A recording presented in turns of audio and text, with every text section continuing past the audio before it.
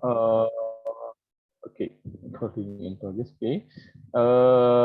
Ini apa ya, sisi pandang mereka sebenarnya Microsoft terhadap Indonesia. Nanti kita coba lihat nih, terutama di antara ibu dan bapak yang memang praktisi di pendidikan. Nah, sekali lagi saya mengingatkan bahwa materi kita kali ini adalah tentang kajian, ya. Kajian teknologi komputer, informatika, dan apapun yang kemudian related to information and technology. Ya. Seperti apa keterlibatannya dalam pendidikan, ya.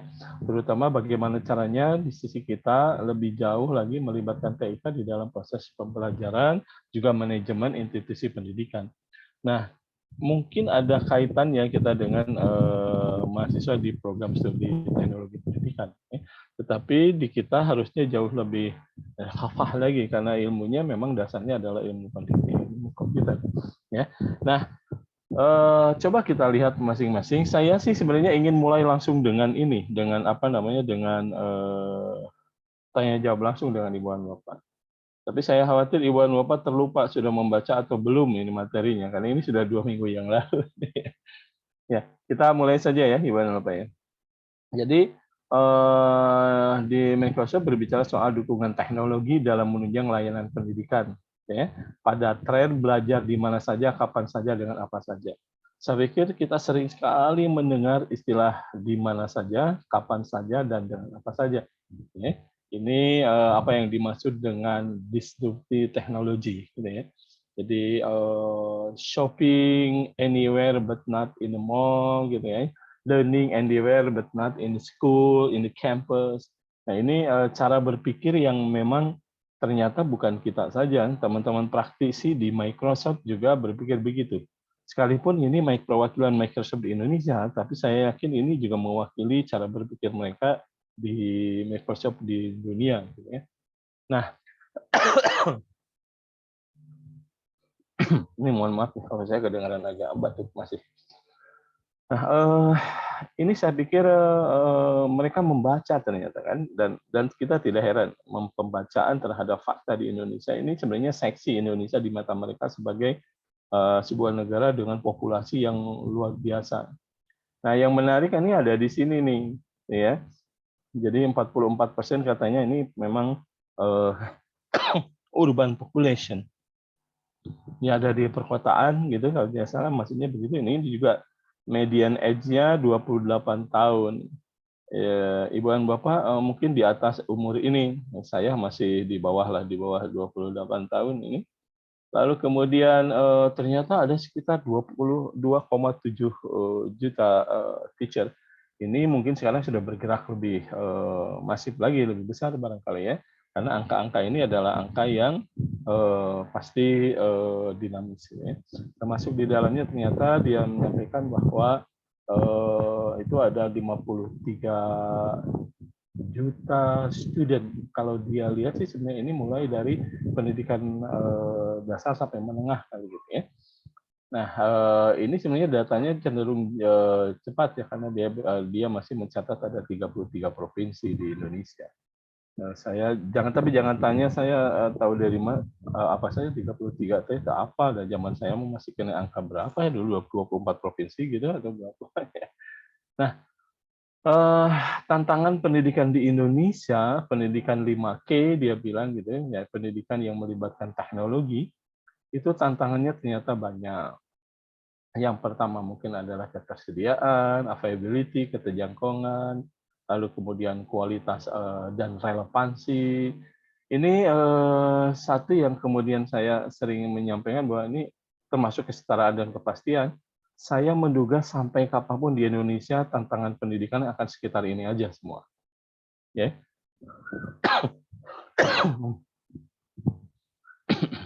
Dalam satu kesempatan saya pernah bukan berdebat tetapi ingin meluruskan dalam tanda kutip meskipun jadi perdebatan. Ketika kemudian tantangan pendidikan di Indonesia yang begini itu dikomparasikan dengan dengan tantangan pendidikan yang tidak sebanyak ini jika itu ada di Singapura gitu ya. Nah, saya bilang, ya kalau Singapura berarti Bapak harus komparasinya dengan Kota Bandung Raya, jangan dengan negara Indonesia. Itu nggak apple to apple berbicaranya. Ya, seperti yang sering saya sampaikan, karena Indonesia ini ada istilah terdalam, terluar, dan terdalam, terluar, terasing kali gitu. Terpencil, Kenapa, Pak Anjar? terpencil, Pak, daerah terpencil. Yang terpencil lah gitu ya. Jadi kan soal ketersediaan, keterjangkauan itu memang biasa. Nah, terus kemudian ada beberapa teman yang menyampaikan, nah iya, Indonesia ini memang permasalahannya akan seperti ini. Beda dengan Singapura. Di Singapura itu bla bla bla bla bla. Saya sebagai orang Indonesia yang lahir di Indonesia, besar di Indonesia, sampai saat ini ada di Indonesia, masih tersinggung juga gitu, Pak.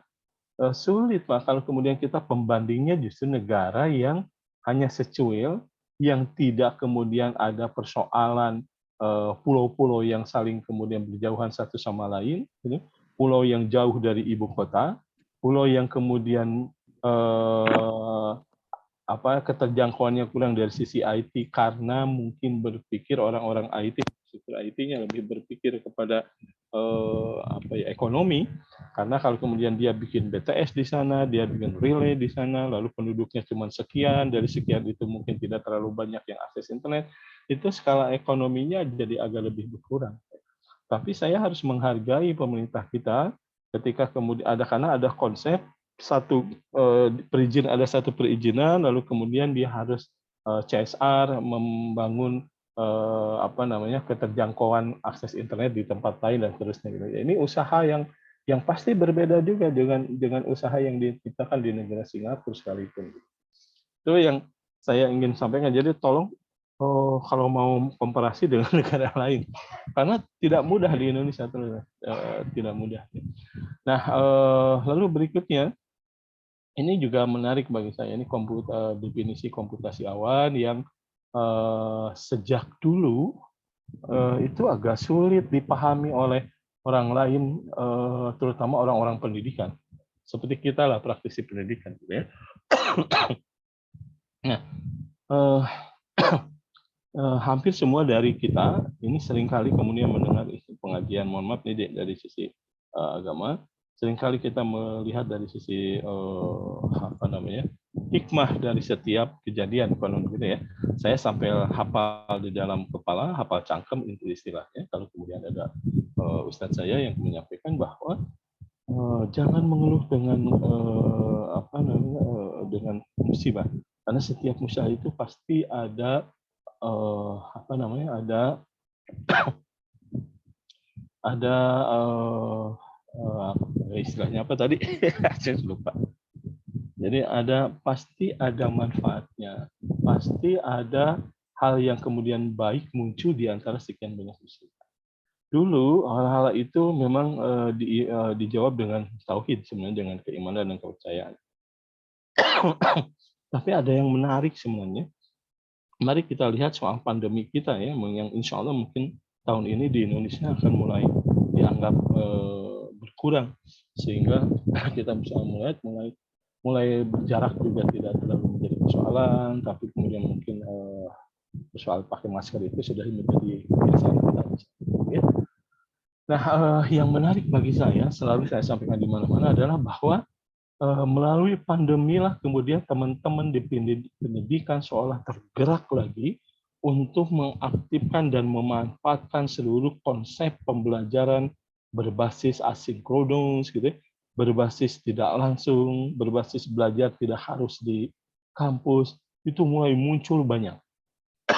Demikian ketika kemudian teman-teman di UT seringkali kebanyakan banyak kedatangan tamu, baik terutama perguruan tinggi non-UT, sekolah non pelaksanaan seperti UT, hanya sekedar ingin datang dan mengambil pengalaman baik dari UT yang mampu menyelenggarakan, karena memang harus begitu Pak UT, menyelenggarakan pembelajaran tanpa harus kemudian berkumpul di dalam satu tempat, itu UT. Dan UT menyelenggarakan itu sudah sejak dulu. Tidak hanya di Indonesia, Open University, kan di luarnya juga sama. Dan mereka orang yang mereka adalah kelompok orang yang istiqomah menggunakan platform teknologi untuk proses pembelajaran. Sementara di luar UT, jauh sebelum pandemi. Apa yang dimaksud dengan e-learning itu tidak sampai kafah dipakai, gitu ya, kecuali untuk menyimpan materi ajar saja dan seterusnya. Kita ngerti bahwa pembelajaran itu bisa menggunakan audio kayak podcast, gitu ya. Kenapa? Karena gaya belajar siswa itu ada yang audible, ya. Lalu kemudian ada yang visual. Lalu kemudian orang juga ngerti bahwa pemanfaatan video, pemanfaatan kemudian laboratorium, virtual laboratory, itu banyak kemudian dikembangkan. Sayangnya, hal-hal itu, termasuk di UPI, di kampus kita, itu banyak dikembangkan tetapi tidak banyak digunakan. Gitu. Dikembangkan sebagai bentuk riset dari mahasiswa S2, bentuk riset mahasiswa S3, itu banyak berceliweran di UPI, banyak banget. Tetapi sayangnya kemudian implementasinya tidak terlalu menyenangkan sebenarnya. Kecuali saat ini ya, dengan pandemi didorong banyak. Ini luar biasa sekarang. Nah, apa yang dimaksud dengan cloud computing itu juga sebenarnya bukan hari-hari ini, sudah lama sekali berbicara soal cloud computing. Ya, sudah sangat biasa berbicara cloud computing. Tadi siang saya kebetulan mengajar di teman-teman S2 manajemen perkantoran, karena kita berbicara soal digital office management. Ini menarik ya ngomong digital office management. Teman-teman di luar sana yang kemudian tidak orientasinya ke komputer, itu mulai berpikir sepertinya tidak mungkin berbicara pelaksanaan manajemen mereka tanpa ada keterlibatan teknologi informasi. Sehingga mereka memunculkan istilah smart office, virtual office, gitu ya. Lalu kemudian di saya, karena juga dengan Prof. Ade, kita mengawal konsentrasi keilmuan digital office management di sana. Gitu ya. Nah, S2-nya memang sama seperti Ibu dan Bapak nih, masih baru berdiri jalan 2 tahun. Tapi yang menarik kajiannya larinya kan banyak. Lalu kemudian beberapa minggu yang lalu saya mencoba untuk berbicara banyak hal di kampus Cibiru di Rekayasa Perangkat Lunak terkait dengan kemunculan istilah marketing, digital marketing. Ini wah asik banget semuanya. Nah, di kita di ilmu komputer, pendidikan ilmu komputer, apa yang kemudian mau dibicarakan? Karena kitanya yang sebenarnya harus, kajian awalnya harus dari kita. Pemanfaatan komputasi awal, itu kitanya bisa nggak dimanfaatkan untuk learning proses dan manajemen institusi pendidikan.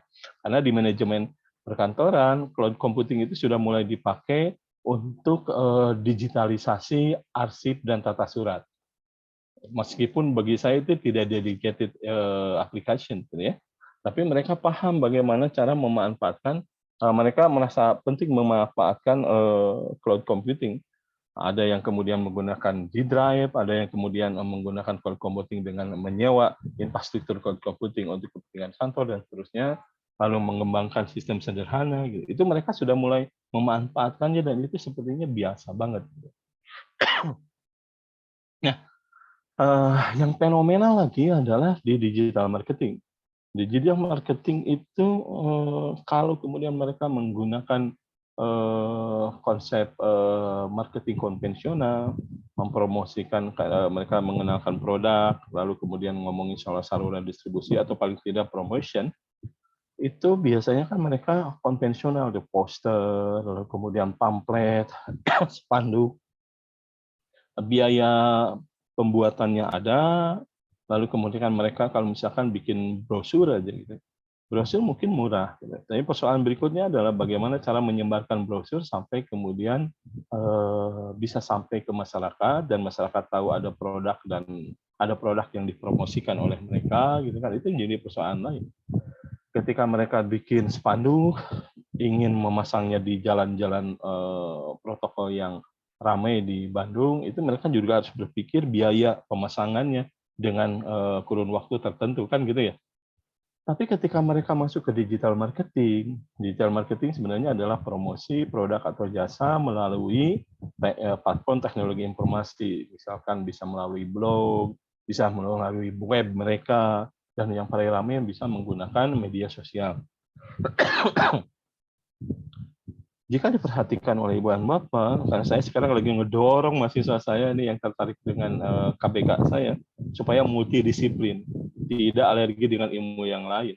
Akhirnya mereka ada yang saya dorong untuk konsentrasi di marketing, digital marketing ini. Lalu ternyata kemudian saya dorong mereka untuk lihat efektivitas iklan menggunakan media sosial semacam Facebook. Saya tidak tahu di antara Ibu ada yang sudah menggunakan itu atau tidak. Nah, apa yang menarik proses pembuatan entah itu player, entah itu video, terutama video dalam durasi tertentu, itu kan proses kreativitas teman-teman multimedia.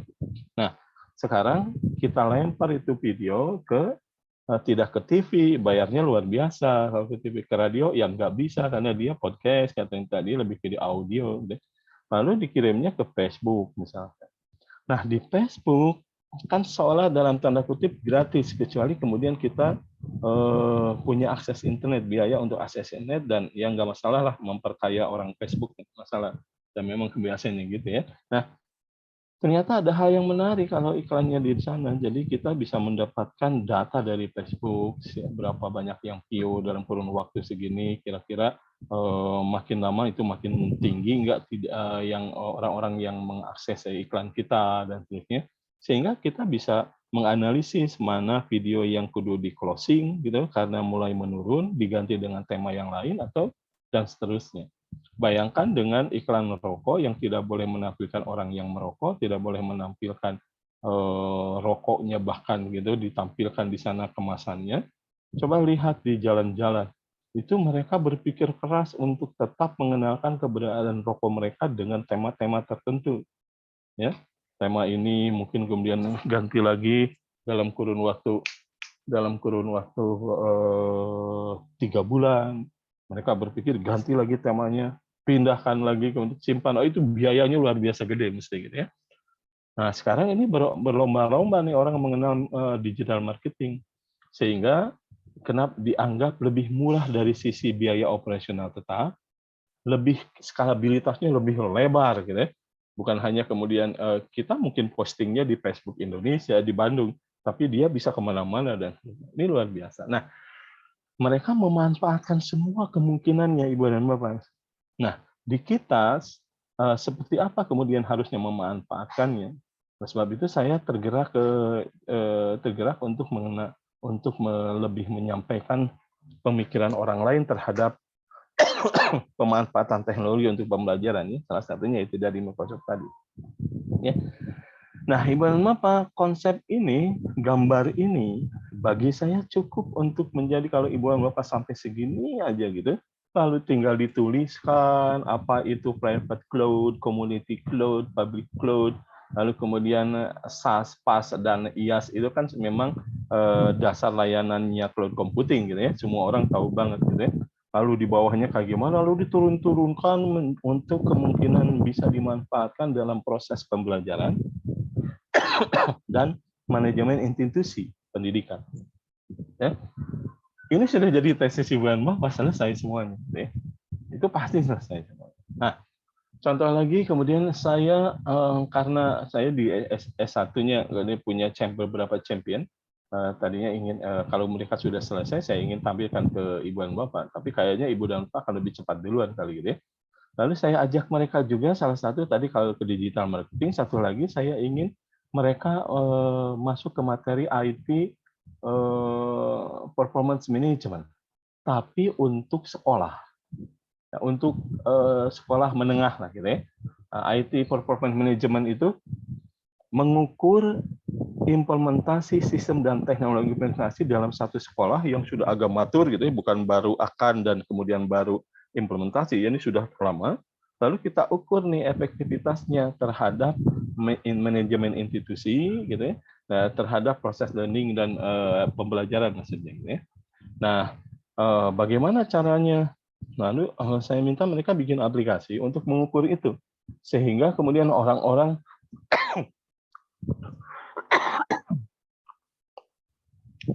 di praktisi pendidikan di sekolah itu tidak hanya sekedar mengimplementasikan platform teknologi informasi dalam manajemen sekolahnya atau dalam proses pembelajarannya, ya. Tapi aduh.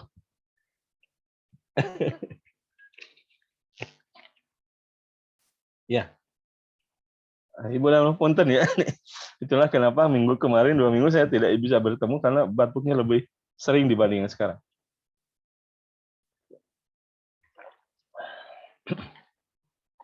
Aduh, sampai lupa tadi sampai batuk ya. Jadi ingin memberikan sensitivitas bahwa memanfaatkan teknologi informasi itu tidak lantas culdog-dog tinggal eagle. Apa tuh ya artinya culdog-dog tinggal eagle? Pak Alko pasti bingung apa yang masih culdog-dog tinggal eagle. Jadi culdog-dog tinggal eagle deh kita kembangkan, kita implementasi, jalankan, selesai. That's not right. Tapi ada sesuatu yang masih perasaan masih kurang ya. Betul begitu ya Pak Asep Doni yang dimaksud dengan culdog-dog tinggal eagle deh gitu ya. Ya, sepertinya begitu. Iya. Jadi kita harus mengukur juga nih aplikasi yang kemudian kita bikin itu sejauh mana tingkat kedewasaannya dalam mendukung organisasi dari sisi operasional akademik dan juga proses pembelajaran. Apalagi kalau misalkan ada sekolah yang sudah menerapkan web school di dalamnya. Ya, web school-nya dia punya company school profiling web, di dalamnya ada e-learning-nya gitu misalkan dan lain-lain sebagainya. Nah, seringkali kan itu dijadikan salah satu kebanggaan oleh sekolahnya. Kita sudah punya dong web school, kita sudah punya dong e-learning, sudah dipakai dong oleh guru dan sekolah dan anak-anak dan seterusnya. Tapi pernahkah kemudian diukur maturitasnya?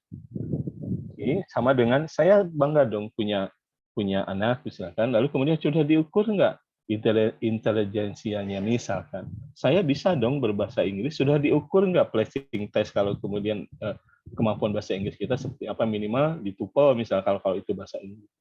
Nah, itu yang dilakukan oleh kita. Lalu di sana kan banyak nih. Ada framework-nya banyak untuk mengukur IT performance ini. Di antaranya adalah IT Balance Scorecard. Mungkin ada yang sudah pernah mendengar itu, masih ingat atau masih lupa ya. IT Balance Scorecard. Kemudian ada COBIT, Control Objective for Information and Relative Technology. Ada information, ada IT Infrastructure Library, ada COSO dan itu banyak banget. Lalu saya minta mahasiswa saya untuk menghybridkan dengan critical success factor penyelenggaraan manajemen institusi untuk sekolah. Critical success factor-nya apa? Diukur juga. Lalu dibandingkan sudah duanya disatuin. Nah, ini sedang akan dikerjakan oleh mahasiswa saya nih, tapi baru mau akan mulai. Karena mahasiswa saya masih agak bingung karena saya memintanya bukan ke anak pendidikan ilmu komputer tapi ke anak ilmu komputer.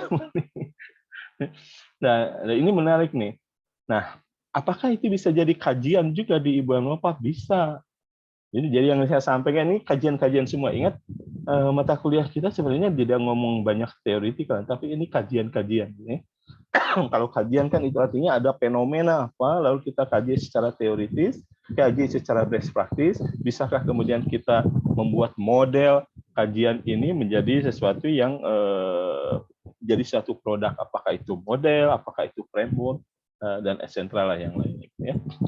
Nah, kalau kita melihat kompetisi awan yang diomongin sama Microsoft, gitu, di sebelah kiri ngomongin soal model deployment, model service-nya, karakteristiknya, lalu kemudian extended karakteristik yang di bawahnya, on-demand serve, dan ini banyak banget nih yang diomongin. Dan ternyata implementasi ini akan panjang dan mereka berangkatnya tadinya kan di wilayah industri, tidak di learning institutions.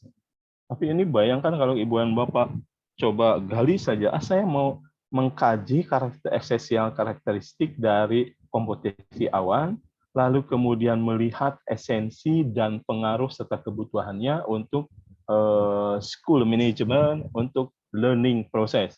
Ada nggak gitu yang dibutuhkan di sana? Itu yang saya maksud kenapa saya kemudian menampilkan ini ke Ibu dan Bapak. Agar Ibu dan Bapak bisa berpikirnya jauh lebih luas gitu ya. Jadi tidak terpola, "Aduh, saya mau bikin apa?" Karena saya sering kali ngobrol sama anak teman-teman S2 yang lain ketika kuliah dulu dan ketika sekarang ada diskusi dari teman-teman S2. S2 itu kan sebenarnya kuliahnya tidak boleh lama-lama. Jadi mohon maaf teman-teman S2 itu ditasbihkan untuk tidak boleh lama-lama mencintai kampusnya, ya. Lalu kemudian harus didorong 4 semester, maka ibu dan bapak sudah mulai deg-deg sudah memasuki semester ketiga, gitu. Ini di antara ibu dan bapak sudah ada yang mulai ke sana, atau mulai semester 2 sekarang itu mulai deg-deg untuk mencari kajian apa yang saya bisa jadikan topik untuk skripsi, untuk disertasi, untuk tesis, ya. Oke, kita coba lari di yang lain. Nah, layanan berbasis awan ini ternyata lebih ke berbentuk broadband gitu ya.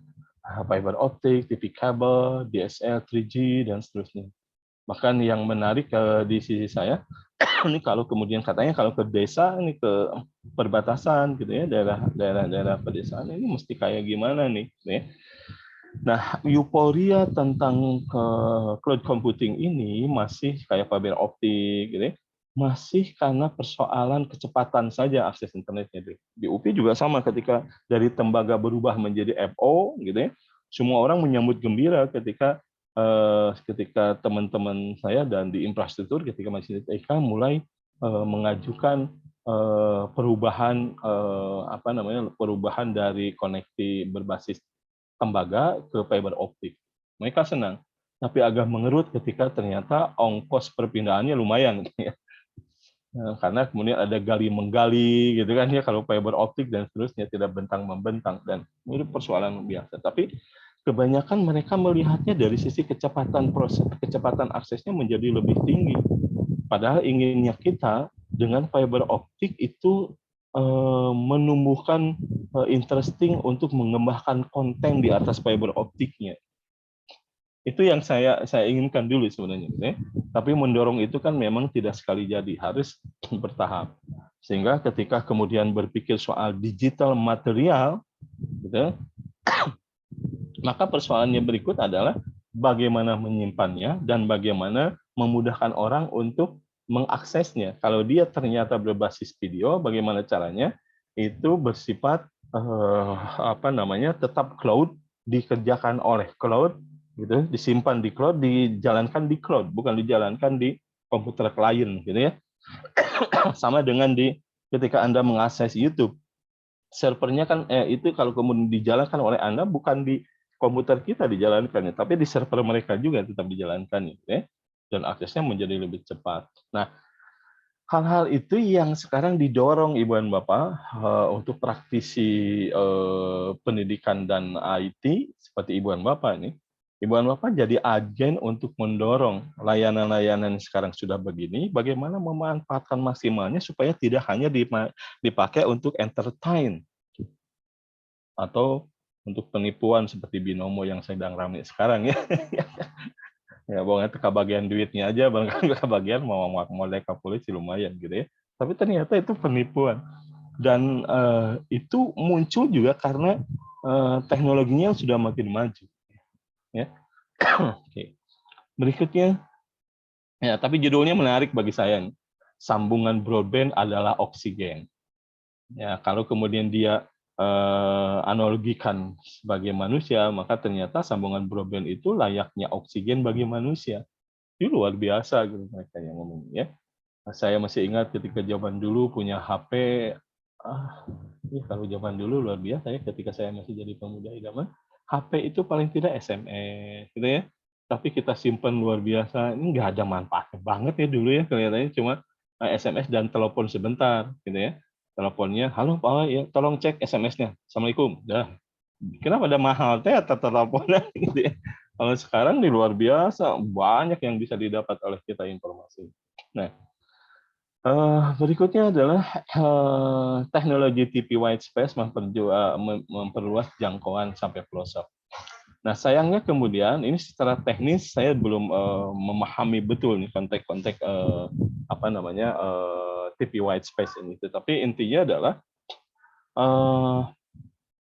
keberadaan dari teknologi TV white ini mungkinkah kemudian dipakai untuk pemanfaatan pembelajaran, terutama terkait dengan tantangan di Indonesia untuk daerah 3T itu. Tapi persoalannya jadi tidak mudah juga karena di daerah SM3T itu, gitu ya, yang 3T itu, kepemilikan TV-nya juga persoalan, gitu ya. Jangkauan transmisinya juga persoalan. Nah, tapi kita tidak harus sampai berpikir begitu juga ya. Kalau misalkan ternyata baru sampai ke perkotaan saja, ya tinggal dimanfaatkan saja. Nah, sekarang kalau di TV digital juga ibu dan bapak di rumah itu akan kemudian punya channel TV yang khusus untuk pendidikan, ya. Sudah pernah akses nggak tuh TV-TV yang pendidikan, atau ibu dan bapak praktisi pendidikan pun ketika akses TV larinya ke entertainment dan gosip, jangan-jangan gitu ya. Coba cari di TV-TV yang memang orientasinya ke pendidikan, TV edukasi. Nah, itu menarik, sudah mulai ada nih. Ternyata kalau kemudian ibu dan bapak akses TV digital, itu stasiun TV-nya tidak lagi mainstream seperti SCTI, Trans TV, dan seterusnya. Itu muncul TV-TV yang khusus bergerak dalam bidang dakwah, bergerak dalam bidang edukasi, gitu ya. Kontennya ya segitu-gitu aja. Dan saya masih menarik ketika TVRI yang luar biasa punya kemampuan daya siar yang paling luar biasa menurut hemat saya, itu punya TVRI World. Dia memberitahu tentang keberadaan Indonesia dalam bahasa Inggris, lalu dipancarkan kemauan luar biasa. Nah, kan jadi pembelajaran bagi orang luar bahwa Indonesia ada dengan segudang prestasi dan kekayaannya. Nah, sekarang mungkinkah kemudian TV ini dijadikan platform untuk menjangkau pendidikan yang tidak harus ada di rumah pelaksanaan, gitu, dan seterusnya. Jadi dia bisa diputar beberapa kali channelnya, persis seperti kemudian YouTube yang menyimpan dan bisa diputar beberapa kali. Maka ini kan fenomena yang tidak terpikirkan dulu. Dulu YouTube yang dimainkan sampai kemudian beberapa YouTuber kita menjadi orang kaya di Indonesia, isinya kan sebenarnya tidak entertain saja, gitu ya. Nah, sehingga ada beberapa orang yang sudah mulai berpikir untuk edukasi, TV edukasi, channel YouTube edukasi, itu jadi makin banyak. Meskipun sayangnya semakin banyak, semakin orang bingung memilih yang mana yang mau diakses dan seterusnya. Ya. Berikutnya, sepintas tentang teknologi CCTV White, mereka menyampaikan ini memang terus terang ini bisa jadi kajian lebih dalam, silakan di Ibu Bapak expose. Saya menduga ada hal yang mereka persiapkan, Microsoft itu pun sampai sekarang belum begitu luar biasa nih ya tentang teknologi TV White. Tapi Microsoft berpikir ini adalah salah satu teknologi, literasi teknologi yang bisa dimanfaatkan di Indonesia. Nah, jadi akhirnya mereka mulai masuk ke layanan pendidikan berbasis awan, menggunakan landasan TIK strategis, dia bilang gitu ya. Kenapa ngomongin soal TIK strategis? Strategi itu kalau boleh diartikan sebenarnya cara yang dilakukan oleh seseorang atau sekelompok orang atas dasar kapabilitasnya untuk mencapai tujuan. Ya. Jadi akhirnya kalau ke kita ini mau ngomongin soal strategi belajar, seorang pembelajar misalkan dia berstrategi dalam belajar, bagaimana caranya, seperti Ibu dan Bapak lah pembelajar, bagaimana caranya Ibu dan Bapak bisa sukses menyelesaikan pembelajaran dengan berbagai mata kuliah yang berbeda-beda satu sama lain. Gitu. Ibu dan Bapak sekarang gaya belajarnya yang kayak gimana? Ibu dan Bapak berstrategi dengan gaya belajar Ibu dan Bapak untuk menyelesaikan persoalan pembelajaran yang ada di sini. Ya. Misalkan sekarang ada beberapa tadi ada yang berinisiatif untuk mereka, misalkan mungkin ada saya juga sama, tidak cukup satu kali, mungkin bisa beberapa kali dengerin, baru yang kedua itu sudah mulai mengerti, yang di awal itu baru dengerin paparannya, lalu di kedua sudah mulai menemukan keyword gitu ya. Di yang ketiga diputar, kalau masih punya energi, keyword yang kemudian didapat di pendengaran kedua itu dicari gitu. Jadi akhirnya tahu, di ketiga akhirnya mulai menghubungkan satu sama lain dengan titik-titik keyword tadi, disambungkan sampai kemudian membentuk sebuah pengetahuan yang lebih sempurna. Gitu ya. Nah, strategis itu ternyata harus juga ditempatkan ke TIK sebagai platform pembelajaran di situ. Ya, sebagai platform pembelajaran. Nah, yang menariknya adalah ini adalah framework dengan model building bangunan. Ya, kalau Ibu dan Bapak ini model building atapnya yang merah ini, dia dituliskan sebagai belajar untuk semua. Ini jadi saya ingat, mohon maaf Ibu dan Bapak, saya mengingatkan jika Ibu dan Bapak punya kesempatan, silakan ikuti punyanya Pak Budi Laksono itu ya. Kalau nggak salah hari 19 Sabtu. Iya, Sabtu 19. Itu tolong dilihat juga. Ya, karena dia juga dengan Pak Usep. Nah, Pak Usepnya itu sebenarnya pembimbingnya Pak Budi, promotornya Pak Budi. Dia bikin ini framework untuk SLE, Smart Learning and Environment. Dia juga bikin ini. Dan membuat framework itu ternyata tidak apa namanya, kalau di pendidikan itu tidak sampai kemudian membuat lalu tanpa disertai dengan validasi. Jadi Pak Usep dan Pak Budi bikin framework, waktu itu bikin framework lalu mengundang saya dan Prof Munir untuk menjadi validator, gitu ya. Jadi lebih ke expert judgment lah, gitu ya, lebih ke expert judgment. Saya dan Pak Munir diberikan waktu kalau nggak salah 3 hari, satu pertemuan menerangkan mereka. Lalu setelah itu materinya diberikan, lalu setelah itu saya dan Pak Munir mempelajari selama 3 hari, kalau nggak salah. Setelah 3 hari, lalu kemudian kita diminta untuk memberikan komentar. Apakah ada yang kurang, apakah kemudian cukup bagus, di sisi mana kurang, yang terusnya. Gitu. Demikian juga saya dan Prof Munir, saya terutama juga memberikan masukan dan terusnya. Jadi kalau kemudian ini dalam kerangka framework, maka harus ada ini, dan terusnya. Mereka perbaiki lagi, lalu mereka sampaikan di jurnal internasional, di Q1 itu dapat oleh Pak Hussein. Lalu akhirnya, kalau nggak salah, itu justru besok yang akan diomongin itu yang itu. Ya.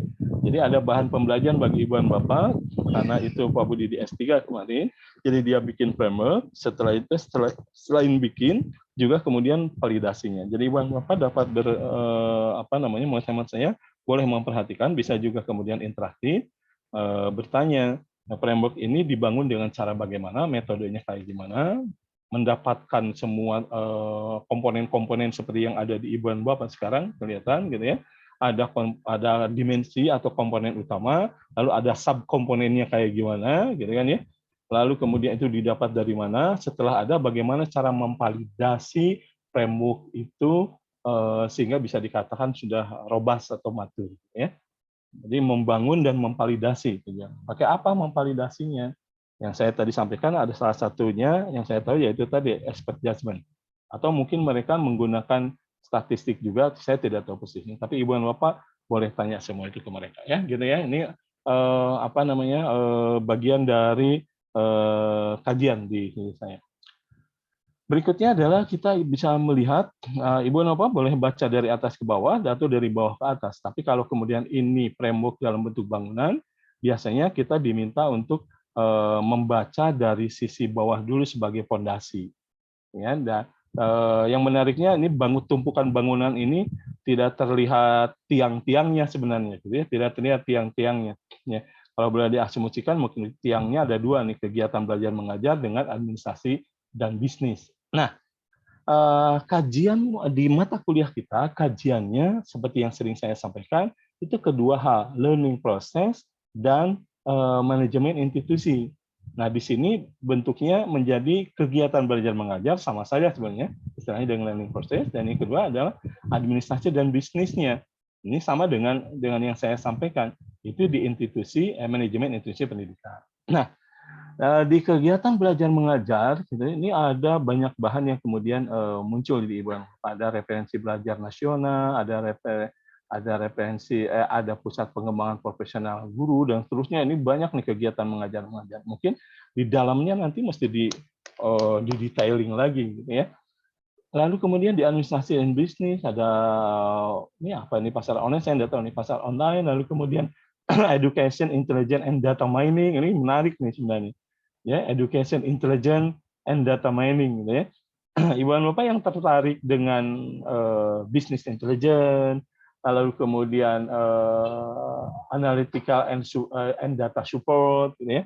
Ini masuk ke materi ini nih, kalau Microsoft memandangnya sebagai education intelligence. Gitu ya. Ini menarik nih, ditarik nih. Isinya apa saja tuh? Ibu dan Bapak boleh melanjutkan ini menjadi kajian menjadi kajian tesis Ibu dan Bapak. Sementara yang di bawahnya ini ada anggaran SDM, kali ini adalah kegiatan yang berorientasi kepada sumber daya manajemen, ya. Ada anggaran, keuangan, manusia, sarana prasarana, gitu ya, dan seterusnya. Nah, termasuk kemudian hubungan alumni nih. Kalau di industri itu disebut sebagai customer relationship management. Gitu ya. Kalau di sini ini kan berarti student atau alumni relationship management. Nah, persoalan alumni and student, hubungan alumni lah gitu ya. Pasca mereka sekolah ini tidak mudah juga untuk dilaksanakan, ya. Tidak mudah untuk dilaksanakan, meskipun kemudian kita semua tahu bahwa kurikulum itu bebas juga dibangun oleh kampus dan sekolah-sekolah saat ini, ya, karena ada sekolah merdeka, kampus merdeka kali gitu. Tetapi salah satu yang kemudian menjadi terlupa banyak, terlena dalam pengembangan kurikulum, gitu ya, kurikulum development, justru adalah saran yang didapat dari alumni-nya, dari alumninya. Ya. Sejak mereka sekarang sedang ada di mana, bagaimana perasaan mereka terhadap situasi pekerjaan mereka dihubungkan dengan kurikulum yang pernah mereka dapat dan seterusnya, gitu ya. Ini masih menjadi persoalan yang kemudian berkembang terus. Jadi saya bisa menduga ke Ibu dan Bapak, misal wilayah ini, mohon maaf nih, ini tangan saya ada ya di sini pointer saya ya. Ada, Pak. Oke. Ini education di sini di wilayah alumni relationship management. Ini juga bagian dari apa yang Ibu dan Bapak bisa kaji. Saya menyampaikan ini supaya Ibu dan Bapak lebih ke memandang bahwa kajian-kajian topik riset Ibu dan Bapak itu luas banget sebenarnya. Bahkan terlalu luas kalau untuk melihat ini saja sebenarnya framework-nya, ya. Nah, di bawahnya adalah fondasi-fondasi. Yang paling atas fondasinya pasti lebih ke dedicated software, ya, customizing software, komersial, ini yang kemudian kan kalau kemudian kita berbicara soal strategi pengembangan, itu ada yang dibikin secara customizing atau kemudian juga melibatkan pihak luar, gitu ya, mengembangkan pihak luar, atau kemudian ada layanan-layanan online yang bisa dipakai oleh Ibu dan Bapak seperti yang tadi saya sering sampaikan di awal, itu cloud computing dan seterusnya, ya. Nah, bagian-bagian ini sebenarnya ini bagian-bagian operasionalnya dari aplikasinya, ya. Lalu di bawahnya ini menarik juga nih, sebenarnya fondasinya luar biasa ini. Collaboration and content management. Ini saya kemarin sampaikan di manajemen perkantoran ini terkait dengan collaboration dan content management. Nah, seperti apa tuh bentuknya? Jadi ya, bentar nih, boleh Pak.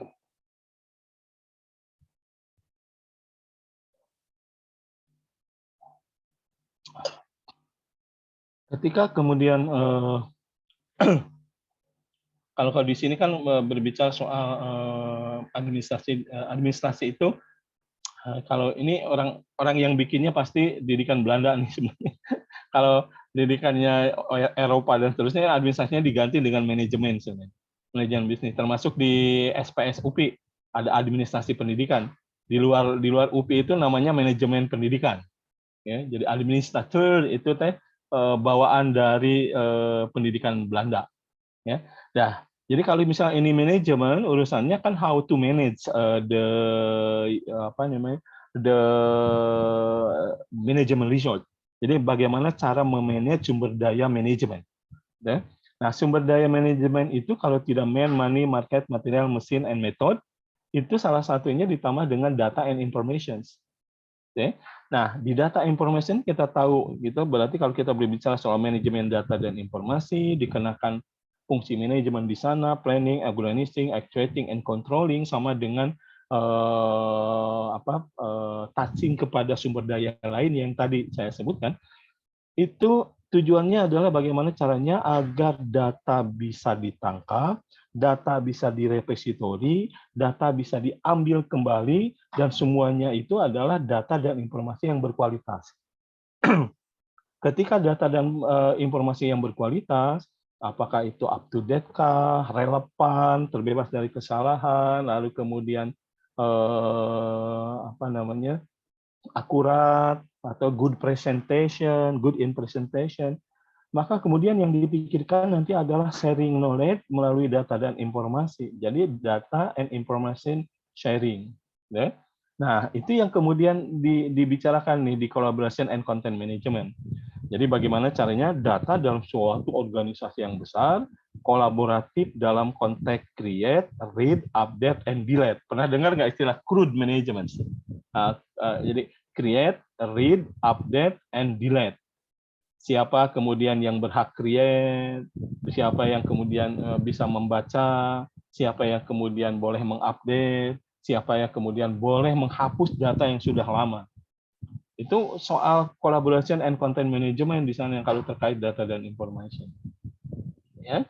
Nah, di kita juga sama kalau kita punya sumber belajar, kan sekarang mah dulu sekarang juga masih ada sih yang khawatir, yang agak tidak ridho kalau kemudian knowledge-nya di-sharing gitu ya. Di copy begitu saja PPT-nya dan seterusnya. Itu agak takut-takut. Tapi sekarang itu sudah tidak masanya lagi. Semakin banyak sharing, insya Allah semakin banyak ilmu yang kemudian kita dapat. Ya. Nah, berikutnya ada ERP, Enterprise Resource Planning. Nah, Enterprise Resource Planning itu sesungguhnya adalah dedicated information system untuk seluruh fungsi organisasi. Mulai dari kalau ini bentuknya adalah manufaktur, mulai dari hulu ke hilir semuanya berbasis IT gitu ya. Mulai dari perencanaan anggaran, pembelian bahan baku, disimpan menjadi bahan setengah jadi, menjadi bahan jadi, lalu kemudian disimpan lagi, lalu kemudian sampai ke customer, gitu ya. Itu rangkaian dari enterprise resource management. Ada manajemen sumber daya manusia disatuin, manajemen keuangan, manajemen sarana prasarana, itu enterprise resource planning semuanya disatuin. Pertanyaannya sekarang, apakah ada yang dimaksud, apakah ada di dalam manajemen institusi pendidikan, sehingga khususon kemudian kita sebut sebagai School Enterprise Resource Planning. Ada nggak? Pasti ada, karena di sekolah kan manajemennya juga banyak, manajemen orang, siswa dan guru, manajemen sarana dan prasarana. Kalau guru kemudian sekarang di kelasnya pakai spidol, kadang-kadang kemudian marah-marah nggak puguh, kita ketika masuk ambil spidol, ada 5 tapi semuanya nggak bisa dipakai, tintanya habis. Lalu kita ngeluh, nanti ini tata usaha gimana sih? Kok nggak bisa menyediakan saya kalau mau ngajar tintanya habis? Gitu. Apa saya yang mesti beli? Cek tata usahanya beli, itu Pak. Jadi ribut semuanya. Gitu. Padahal yang menariknya adalah kalau ada sistem yang dedicated, smart notification untuk kemudian teman-teman tata usaha memberitahu bahwa ada bahan habis pakai yang kemudian harus diada kembali, harus diorder kembali, harus dibeli kembali, dan seterusnya. Otomatis dari sistem stock of name yang biasa dilakukan manual lalu dimasukkan ke sistemnya diberikan kemampuan smart untuk menghitung penyusutan, daya waktu pakai dari setiap ATK atau sarana prasarana, itu akan jauh lebih asik kayaknya gitu kan ya, banyak yang bisa dipakai. Lalu enterprise project management ini di dalam sebuah organisasi besar itu di dalamnya ada manajemen project sebenarnya untuk kegiatan apapun, termasuk misalkan pengembangan sistem dan teknologi di sekolah. Kalau mau bagus itu harus jelas nih project management. Berikutnya ada relationship management, seperti yang tadi saya sampaikan nih, alumni relationship management, gitu ya, student relationship management, bahkan dengan orang tuanya. Jadi parent relationship management dengan sekolah itu bisa dibangun tuh Bang Bapak. Jadi saya sering mendengar bahwa apakah orang tua dilibatkan? Iya dong. Melalui apa? Melalui komunitas sekolah, gitu dan seterusnya. Tapi tapi barangkali bisakah kemudian dikaji lagi dengan menggunakan teknologi ini seperti apa nih pemanfaatannya supaya tidak komunitas sekolah itu urusannya soal mengumpulkan duit saja gitu ya untuk kepentingan sarana dan prasarana. Nah, berikutnya ada unified communication. Itu sebenarnya kan kita bisa membangun kanal komunikasi yang unified untuk digunakan bersama-sama dengan guru dan murid supaya kemudian tidak liar kemana-mana gitu ya. Komunikasinya lewat channel yang kemudian kita sepakati. Lalu Miles, saya pikir kita persis tahu yang seperti apa. Cuma agak yang menarik nih, saya jadi geli-geli juga nih. Kemarin di UPI.edu, yang @UPI.edu sudah mulai disindir oleh yang punyanya Gmail, ya, karena ternyata banyak akun tapi tidak banyak kegiatan. Ada yang banyak akun, banyak banget sampai kontennya melebihi batas kebijakan mereka dari sisi size gitu ya. Ini luar biasa sampai kemudian diumumkan ada yang harus dihapus. Teman-teman di TK mulai melihat mana akun-akun yang tidak aktif mau dihapus saja semuanya. Nah, dulu kita agak tenang karena Gmail-nya juga promo dan menjaminkan tidak ada cas, tidak ada kebijakan lain. Nah, sekarang mereka berpikir juga gitu karena ternyata banyak akun yang akun goib dibilangnya ada tapi nggak ada aktivitas gitu ya. Nah, lebih-lebih kemudian mahasiswa juga diberikan akunnya @upi.edu. Nah, sehingga akhirnya setelah keluar juga pakai itu tapi kemudian tidak maksimal gitu ya. Nah, ini yang menarik nih. Nah, ini juga harus dipikirkan. Lalu application integration, saya pikir kita sudah sama-sama paham. Lalu kemudian yang di sebelah sini ini kemarin saya bacanya lebih ke integrated development environment. Jadi semua yang ada di sini itu konteksnya berarti berbicara soal integrasi, sesuatu yang sering saya senyum-senyum karena integrasi itu mudah diucapkan, tidak seindah bunga mawar diimplementasi. Ini tidak mudah juga mengimplementasikan semuanya, termasuk di UPI ketika kemudian ramai-ramai kita ingin memaksimalkan keberadaan e-learning. Nah, tapi kebijakan anggarannya disebar ke setiap prodi. Akhirnya setiap prodi bikin e-learning masing-masing dengan platform yang beda-beda. Ya, tidak seperti yang sekarang. Kalau dulu kan kita bikinkan LMS juga terpusat, tidak laku karena pakai platformnya Moodle mungkin gitu. Jadi mungkin yang baru-baru pasti pusing deh. Lalu kemudian akhirnya kita bikin Spot pakai tidak pakai framework semacam Moodle tapi kita bikin sendiri. Ya. Nah, yang Spotnya itu bisa terintegrasi dengan data rencana studi mahasiswa. Jadi Ibu dan Bapak sudah rasakan sekarang ke Spot tidak harus kemudian mendaftarkan diri, ya, tidak harus kemudian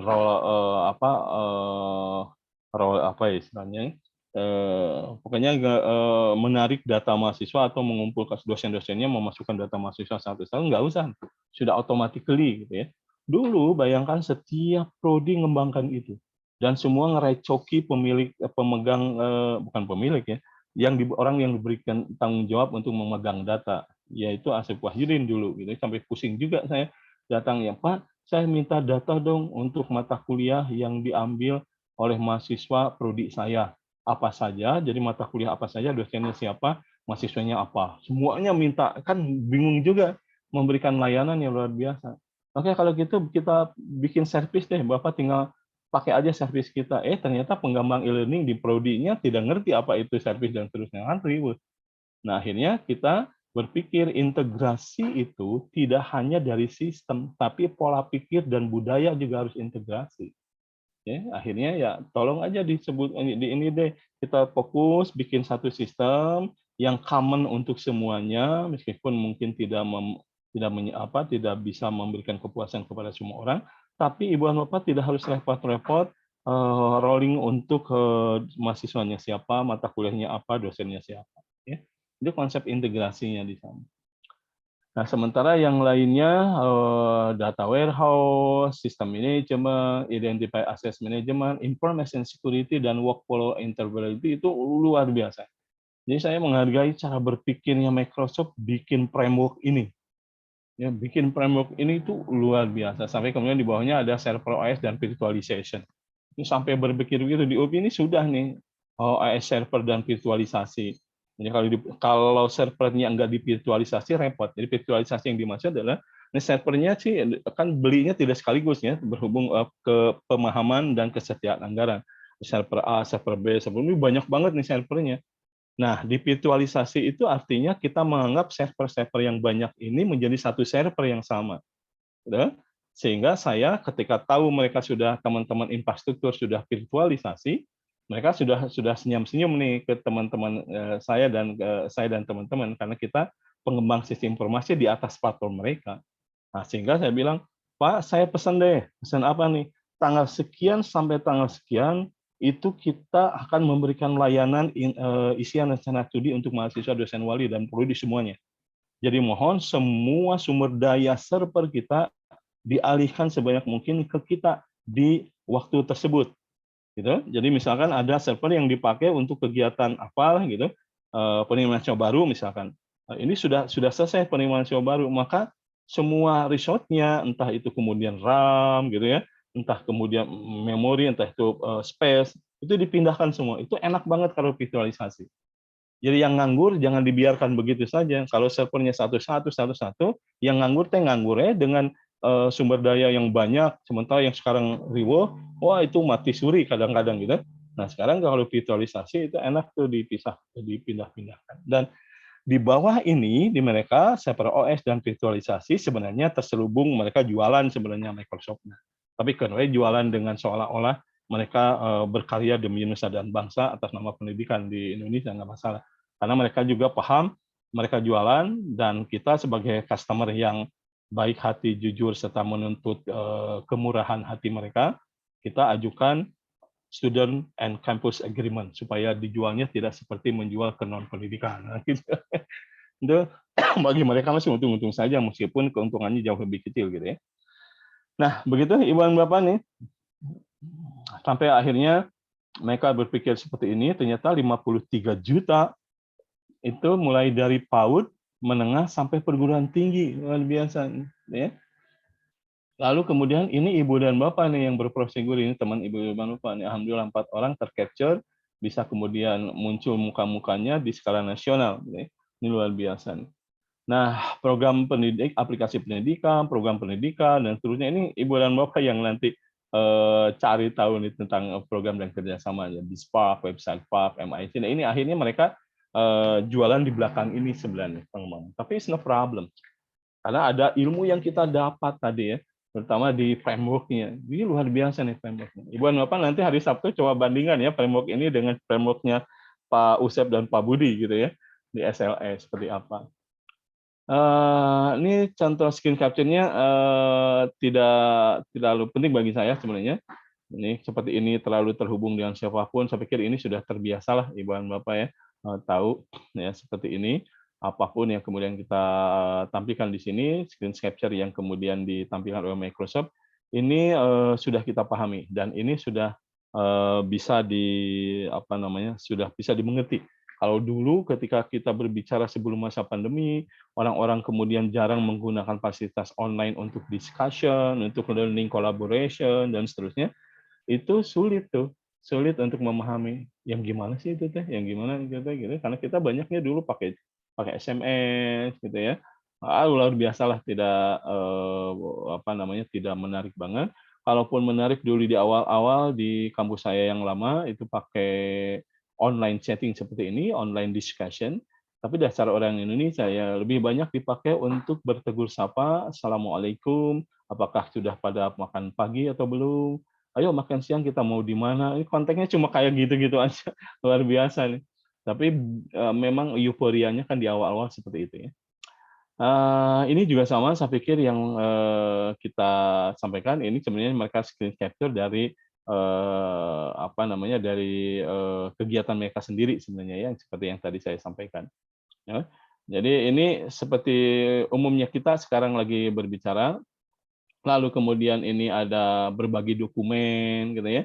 Saya pikir ini juga sudah biasa, dokumen collaboration, tidak hanya soal berbagi, tapi kemudian mengerjakan secara bersama-sama. Saat ini saya di mahasiswa S1, Ibu dan Bapak, sedang membina mata kuliah namanya Project Konsultasi. 4 SKS berbasis team-based project. Berbasis team-based project. Lalu kemudian mahasiswa saya dan saya sampai saat ini belum pernah ketemu secara offline. Ya, ada yang di Bandung, ada yang di Garut, ada yang di mana-mana. Tapi kemudian mata kuliah ini adalah mata kuliah project konsultasi, lalu berbasis team based project. Mereka kemudian saya bagi menjadi kayak kelompok-kelompokan. Lalu mereka harus menjadi konsultan, ya, menjadi konsultan dalam pembangunan perangkat lunak. Lalu mereka diminta untuk cari klien sendiri. Jadi permasalahannya tidak boleh di-create oleh dosennya, nggak boleh. Jadi mereka nyari sendiri. Ada yang ke sekolah kebetulan, gitu ya. Ada yang ke klien dengan bisnis tidak di public sector, ada yang ke public sector. Mereka nyari sendiri. Gitu ya. Lalu kemudian saya minta mereka bisa memberikan progres pekerjaan mereka tiap minggu. Dan mereka saya minta untuk bisa membuat MOU dengan kliennya sebagai bukti bahwa masalah yang mereka tampilkan dan solusi yang mereka buat itu is tuning benar-benar berbasis klien problem. Ya. Jalan nggak? Jalan. Padahal mereka nggak pernah ketemu. Ada yang di mana-mana luar biasa. Jadi saya biarkan kebanyakan mereka ada yang screen capture, mereka sedang melakukan kegiatan online untuk discussion seperti ini. Bayangkan kalau tidak didorong oleh pandemi, itu kesulitannya luar biasa kalau ketemu dengan mereka, karena ternyata kliennya ada yang di Tangerang, luar biasa kan ya, jauh banget gitu. Lalu saya tanya, ini kalau di Tangerang, kalian yang di luar Tangerang kayak gimana? Nah, mereka ngerti sendiri, enggak Pak, ada perwakilan. Oke, jadi mereka sudah mulai mengerti representatif kelompok yang diwakili ketemu dengan klien. Bayangkan, ini luar biasa. Ya. Dan ini mata kuliah baru di UPI untuk seluruh program studi non-kependidikan. Kalau yang pendidikannya mereka lebih ke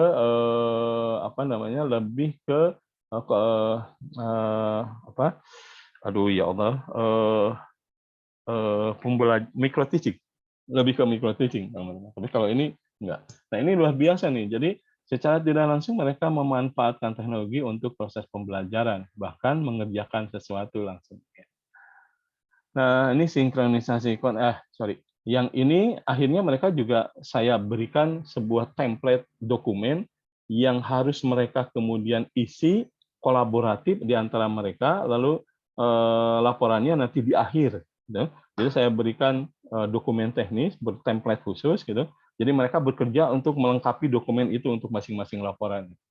Dan itu jadi tidak masalah sekarang, karena mereka punya fasilitas cloud computing untuk dokumen, gitu ya, seperti yang sering kali Ibu dan bisa pakai. Jadi ketahuan siapa yang mengupdate, kapan mereka melakukan updating terhadap kontennya, luar biasa. Nah, jadi sinkronisasi konten yang saya maksud ini bagian dari kolaboratif kolaboratif dokumen finishing, ya, semuanya. Ya begitu Ibu dan Bapak. Ini banyak banget mencari tenaga ahli di bidang tertentu di LinkedIn itu banyak banget nih sekarang, sampai ramai beberapa orang yang menyampaikan saya pernah kuliah di mana, tapi sebenarnya enggak kuliah di tersebut, cuma beberapa waktu lalu keluar. Ada ya. Ini banyak hal yang bisa dilakukan, dan ini apa yang kemudian disampaikan oleh Microsoft ini tidak baru bagi kita. Tetapi yang baru bagi kita adalah bagaimana caranya ini semua digunakan truly untuk dua sisi, ya, proses pembelajaran dan manajemen institusi. Oke. Ini sales reporting. Sebenarnya ngomongin sales reporting ini mereka juga jualan nih, karena mereka punya business intelligence application yang yang didukung oleh manajemen SKS server mereka, Slice and Dice, gitu ya. Nah, begitu Ibu dan Bapak yang bisa kemudian kita diskusikan. Ya, terakhir mereka menyampaikan ini, menyongsong pendidikan abad 21 melalui teknologi. Tapi ingat Ibu dan Bapak, mungkin di sini tidak terkentara pendidikan abad 21 itu yang kayak gimana, gitu ya. Masih ingat ya? Jadi proses pendidikan di Indonesia sekarang, apalagi kemudian Pak Menterinya, Mas Menterinya, itu milenial juga, bukan milenial ya, lebih mengenal teknologi untuk proses pendidikan, sehingga kemudian semua teman-teman guru di-push merubah cara berpikir supaya kemudian mengajarnya tidak lewat low order thinking aja, sudah mulai high order thinking gitu ya. Untuk mendukung apa? Untuk mendukung output dari dan outcome untuk pendidikan abad 21, yaitu siswa-siswa yang mampu berpikir kritis, ya gitu ya, yang kemudian mampu bekerja berkolaborasi, punya kemampuan leadership yang tinggi, gitu ya. Semuanya itu tuntutan dari high order thinking. Begitu? Ibu dan Bapak, apa yang bisa saya sampaikan hari ini ya mudah-mudahan bisa memberikan apa ya namanya, memberikan banyak insight untuk Ibu dan Bapak meskipun materi yang saya sampaikan itu mempower apa yang disampaikan oleh Microsoft Indonesia. Oke, sampai di sini silakan yang akan melemparkan isu-isu untuk kita tanggapi semua orang. Dari Mangga, saya, Pak. silakan. Mangga, silakan. Eh, Tadi ketika Bapak bahas yang layanan pendidikan berbasis awan, kemudian framework yang ada dari Microsoft, kalau saya coba mengait-ngaitkan itu yang ada dengan saat ini, pemerintah itu mengeluarkan platform Merdeka Mengajar, Pak. Mungkin di antara kita, Bapak Ibu guru yang lain, mungkin ada yang sudah menggunakan juga, namanya platform Merdeka Mengajar. Kemudian tadi di awal sempat dibahas industri, kemudian dan pembelajaran. Mungkin saya hanya mengaitkan saja, Pak. Oh, mungkin ini ya, karena Mas Menterinya dulu itu bergeraknya dari bidang industri, kemudian sekarang mencoba menerapkan, memasukkan sistem ini ke pembelajaran, begitu ya. Kemudian juga sekarang mungkin pemerintah juga melihat ketersediaan teknologi yang ada di Indonesia, apa namanya, Android yang mulai menyebar luas, kemudian ketersediaan internet juga mulai meluas. Kemudian pemerintah memanfaatkan itu gitu. Malah platform itu kan hadir melalui platform Android ataupun web juga demikian bisa diakses. Kemudian melihat di sini di platform Merdeka Mengajar itu kan katanya untuk portofolio online guru bisa berbagi di sana, mengajarnya bagaimana, kemudian guru bisa mengakses referensi dari pemerintah, dari guru-guru yang lain untuk belajar bersama, untuk mengembangkan profesional guru. Kalau saya melihat ini, mungkin ini yang namanya memanfaatkan teknologi untuk mengembangkan di pendidikan ke depannya, begitu ya Pak ya. Mungkin itu komentarnya sedikit Pak. Terima kasih. Oke, terima kasih Pak Alik. Ini bagus nih insight-nya gitu ya. Cuma memang beberapa orang ada yang kalau ada power to reject itu biasa karena orang Indonesia itu memang awalnya selalu power to reject kalau enggak power to average gitu ya. Nah, kalau di power to reject itu biasa di dalam pendekatan keilmuan baru ya. Bahwa misalkan contoh begini, meskipun bagi saya juga ada hal yang kemudian saya kurang setuju atau kurang tepat bagi saya. Kebetulan saya 2 tahun ini itu bagian dari tim pengembang kurikulum di universitas. Ya. Nah, kita sekarang lagi repot karena permintaan universitas untuk mengejar IKU, terutama IKU nomor 2 yang terkait dengan MBKM. Ya, sebenarnya di MBKM kan semangatnya sudah benar Ibu dan Bapak bahwa mahasiswa itu kalau ini dari sisi perguruan tinggi, mahasiswa itu harus sebisa mungkin punya kemampuan belajar di luar kampus, gitu ya. Nah, cuma memang persoalan menjadi tidak seindah bunga mawar karena beberapa praktisi pendidikan, terutama di dalam negeri, di perguruan tinggi, itu agak kaget benar gitu ya. Wah, ini harus benar-benar punya kemampuan belajar di luar kampus dan truly benar-benar di luar kampus. Mahasiswa UPI ke ITB, cek orang ITB, ngapain kita bikin seleksi untuk masuk ke ITB kalau yang kemudian di luar ITB bisa masuk ke sana. Demikian juga UPI dan seterusnya. Gitu ya. Ini luar biasa. Lalu ada bermitra, bikin mitra MBKM, mahasiswa saya kirim magang lewat kemitraan yang dikerjakan oleh Dikbud dengan mitranya, studi independen dan seterusnya. Ini masih luar biasa di saya, di kita. Nah, hal-hal itu yang baru itu memang agak luar biasa ya, termasuk sekarang di platform Merdeka Belajarnya para guru. Karena menurut hemat saya yang ingin disampaikan sama beliau ini sebenarnya sudah sangat umum. Ya, saya masih ingat ketika Pak Romi Satrio sekarang malah ditunjuk oleh UPI menjadi pihak swasta yang untuk mengembangkan smart campus kalau gitu ya. Padahal dulu beliau termasuk orang yang agak geli melihat UPI nomor 3 di Indonesia dari pemanfaatan teknologi. Dulu pernah gitu, sampai dia datang, lalu teman saya di Unpad diutus khusus oleh Pak Rektornya dulu. Kang, saya tuh diutus itu untuk belajar ke UPI. Lah, masa belajar ke UPI? Iya, Pak Rektor saya marah-marah. Kenapa Unpad di bawah UPI? Ayo belajar supaya kita di atas UPI lagi, kan lucu gitu ya. Nah, kitanya gimana, santai saja di kita karena kita semangat belajar dan semangat belajar itu salah satunya adalah sharing knowledge and sharing content. Ya, jadi nggak bisa kita belajar seperti sekarang misalkan saya berada di sini menjadi pengajar di antara ibu dan bapak bukan berarti saya lebih luar biasa di antara ibu dan bapak menurut teman saya. Cuma karena saya berkesempatan belajar lebih dulu kali gitu. Nah, sekarang bentuknya sharing knowledge and sharing content. Gimana kalau saya tidak terbuka dengan pengetahuan saya, tidak terbuka dengan konten yang saya dengan konten belajar yang kemudian saya miliki, maka akhirnya knowledge saya menjadi tacit knowledge nih. Nah, Microsoft tidak ingin memberikan pengetahuan itu jadi tacit itu milik mereka aja. Apa yang dilakukan Microsoft dengan gambar seperti ini itu adalah menjadikan knowledge mereka menjadi eksplisit dalam bentuk tulisan, dalam bentuk dokumen yang mudah dipelajari orang-orang lain. Nah, sesungguhnya semangat pendidikan itu sekali lagi adalah sharing knowledge, sharing content. Mas Menterinya ngerti banget tuh bikin platform untuk semua orang bisa berkumpul bersama. Kenapa? Jangan cuma menuntut, mohon maaf ya, saya juga sama kan pendidik juga, guru juga sebenarnya. Juga cuma mengejar sertifikasi guru, sertifikasi dosen, tujuannya supaya dapat take home pay 2 kali lipat gitu ya. Padahal sebenarnya ketika kita menjadi guru profesional, lalu kemudian dosen profesional gitu ya dalam konteks pendidikan, salah satu tanda orang profesional itu adalah dia selalu melihat lingkungannya. Apalagi kita di wilayah teknologi informasi, gitu ya. Kita harus lihat bahwa IT trend itu selalu bergerak dengan percepatan, bukan dengan kecepatan. Sehingga kita harus sering belajar. Nggak pernah bisa selesai dalam pembelajaran formal. Bahkan kita kemudian bisa ada yang mendapatkan pengetahuan di luar bangku sekolah, setelah sekolah bahkan gitu ya. Nah, semangat itu cuma tidak sedikit juga, atau saya ingin mengatakan sedikitlah teman-teman kita yang enggan berbagi knowledge dan berbagi konten, enggan sharing knowledge dan sharing konten. Senangnya, oh ya, ayo dong mana dong kalau kemudian ada seperti yang ini, Pak minta dong PPT-nya, ya, selalu gitu minta. Tapi ketika dia diminta untuk presentasi, minta PPT ada enggan. Oh, kamu sendiri bikin, saya tuh menang capek itu, semedi 2 malam 2 hari. Lalu ujung-ujung kamu minta aja PPT, enak sekali gitu, misalkan gitu ya.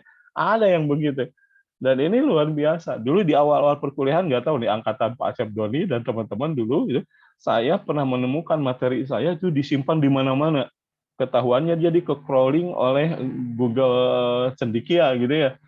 Google Scholar ketahuan nih, bro, kok ada materi saya, pas dilihat, ih benar materi saya.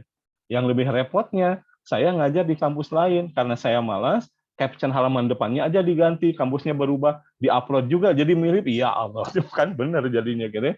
Nah, tapi ada juga yang teman-teman yang kemudian bikin beberapa dari saya itu ada, cuma dia tambah-tambahin. Saya nggak boleh marah, nggak masalah, karena saya sendiri juga sharing knowledge, sharing content dari yang lain, cuma kita kembangkan dengan cara pandang yang berbeda di antara kita. Begitu Pak Alex, ini good insight, good experience. Oke, ada lagi?